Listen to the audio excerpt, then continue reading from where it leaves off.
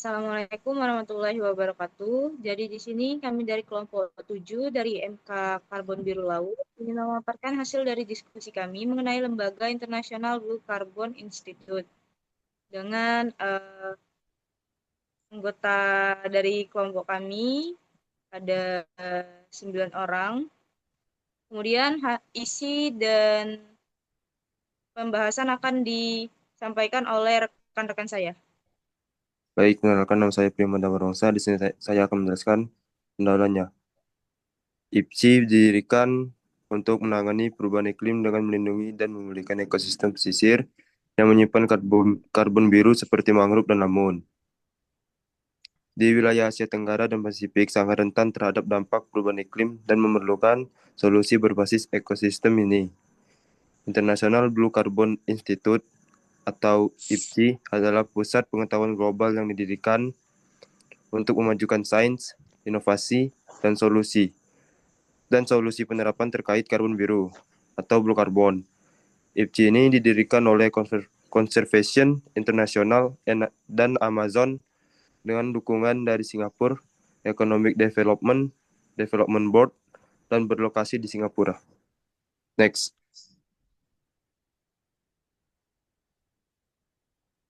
Baik, perkenalkan nama saya Nyima Siti Nurhaliza. Di sini saya akan menjelaskan tentang sejarah dari pembentukan lembaga IPCI ini sendiri. Jadi, International Blue Carbon Institute atau IPCI ini resmi didirikan pada tanggal 14 November tahun 2022 dan pengumumannya itu resmi dilakukan di ajang United Nations Climate Change Conference atau COP27 yang berlangsung di Sharm el-Sheikh atau di Mesir. Dan IPCI ini sendiri dirintis oleh kolaborasi antara Amazon dan juga Conservation International dengan tujuan mempercepat perlindungan dan juga restorasi ekosistem karbon biru di kawasan Asia Tenggara dan juga wilayah-wilayah global lainnya.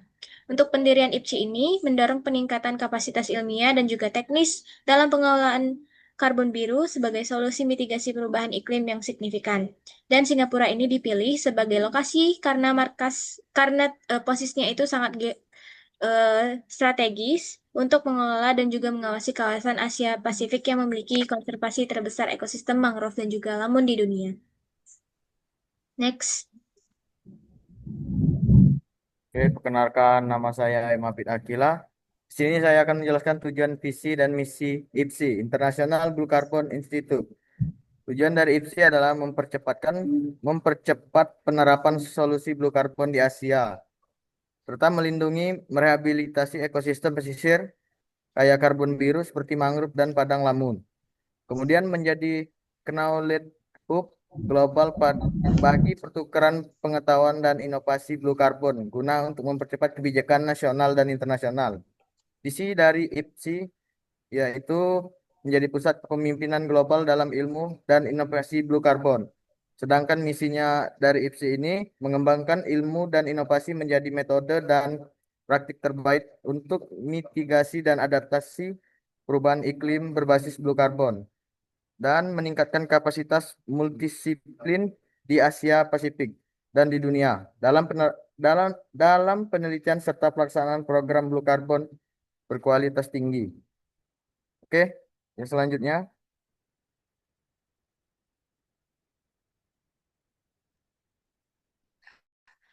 Sebelumnya perkenalkan, nama saya Akila Widianingrum.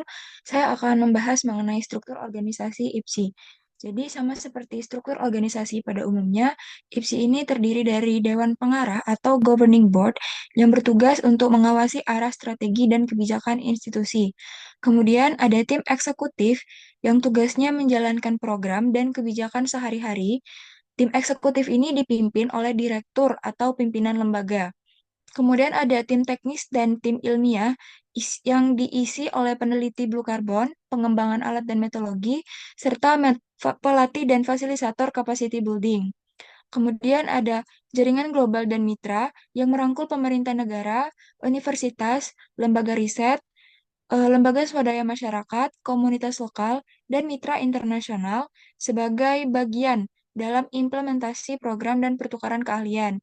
Kemudian yang terakhir ada program fellowship yang digunakan sebagai wadah pengembangan generasi baru baik untuk ilmuwan maupun praktisi blue carbon melalui pendanaan, pelatihan, dan mentoring.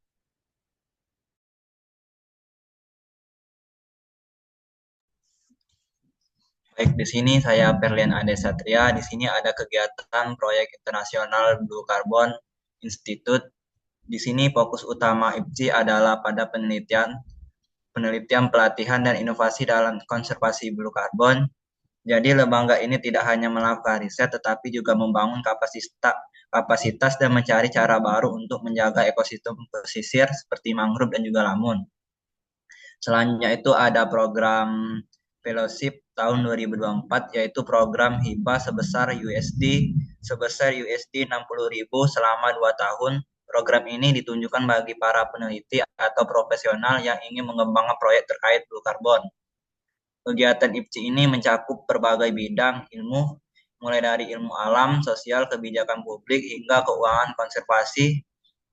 Jadi pendekatannya itu sangat luas dan lintas disiplin. Dan yang terakhir itu ada tujuan utamanya dari semua kegiatan ini adalah untuk memperkuat kapasitas, membangun jejaring profesional, serta mendorong kolaborasi riset di tingkat global. Oke, next. Kenalkan, nama saya Tasya Aprilia. Di sini ada lokasi proyek di Indonesia. Proyek utamanya berlokasi di Jakarta atau Ancol dan juga di Bali. Fokus pada pelatihan masyarakat atau pihak terkait dan penelitian riset mengenai ekosistem padang lamun dan juga ada konservasi padang lamun untuk menjaga kelestariannya. Kegiatan ini mendukung penguatan kapasitas lokal dan pengelolaan ekosistem karbon biru yang berkelanjutan, yang artinya menjaga agar fungsi ekosistem laut tetap terjaga dalam jangka panjang. Nah, ada 2 gambar di bawahnya, itu ada gambar penyelam dan juga peneliti yang memperlihatkan aktivitas survei dan pengukuran padang lamun yang menjadi bagian dari proyek tersebut.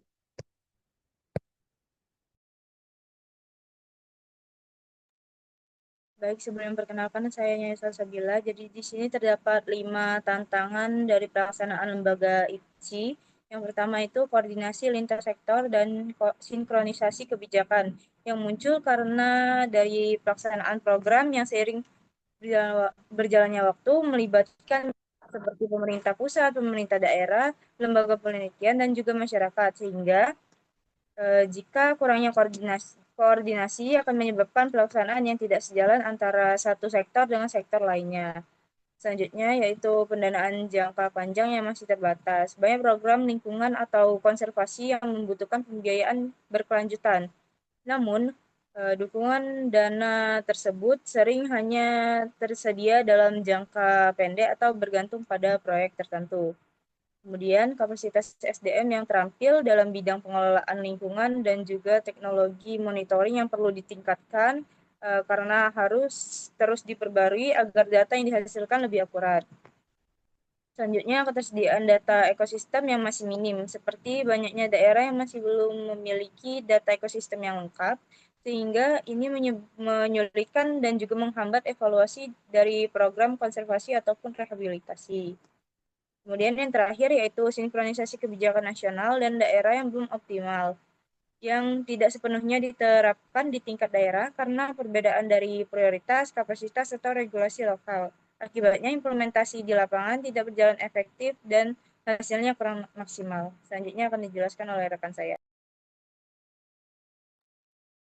Perkenalkan, nama saya Suci Sendriani. Di sini saya akan membahas hasil dan manfaat dari proyek International Blue Carbon Institute. Nah, proyek ini memberikan data baru untuk kebijakan nasional, memperkuat kapasitas peneliti, serta memberikan manfaat ekologis dan sosial seperti mitigasi emisi gas rumah kaca, perlindungan biodiversitas, penguatan mata pencaharian masyarakat pesisir, serta perlindungan pesisir dari erosi serta bencana iklim. Nah, proyek ini memiliki hasil monitoring, yaitu membantu memperkuat posisi Indonesia sebagai pemilik cadangan blue carbon terbesar di dunia, yang sangat penting bagi mitigasi perubahan iklim global.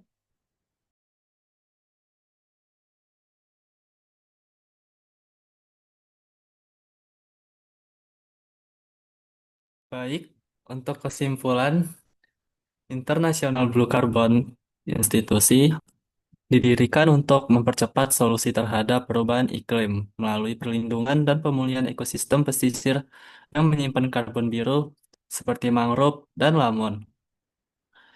IBCE berfokus pada kawasan Asia Tenggara dan Pasifik dengan kegiatan utama berupa penelitian, pelatihan, dan inovasi pengolahan ekosistem karbon biru. Proyek IBCE juga menghasilkan data baru untuk kebijakan nasional, meningkatkan kapasitas penelitian, dan memberikan manfaat ekologis serta sosial seperti mitigasi emisi gas rumah kaca dan penguatan ekonomi masyarakat pesisir.